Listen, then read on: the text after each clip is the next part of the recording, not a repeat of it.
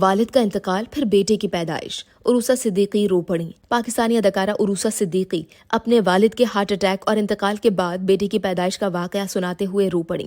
Pakistani drama industry میں مزاحیہ ڈراموں سے شہرت پانے والی اداکارہ عروسہ صدیقی نے حال ہی میں ایک ٹاک شو میں شرکت کی، جہاں انہوں نے اپنی زندگی کے سب سے مشکل ترین لمحات کے متعلق کھل کر بات کی۔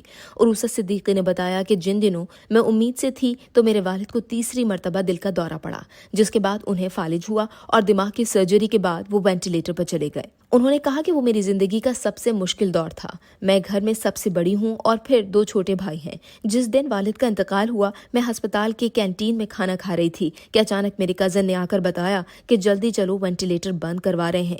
عروسہ صدیقی نے والد کی زندگی کے آخری لمحات یاد کر کے روتے ہوئے بتایا کہ کزن کی یہ الفاظ سن کر میرا نوالا وہیں رک گیا اور میں والد کے کمرے کی جانب بڑھی۔ وہاں دونوں بھائی دکھے اور میں نے ان سے پوچھا ہوا کیا، جس پر میرے بھائیوں نے کہا کہ ہاں، والد کا انتقال ہو گیا۔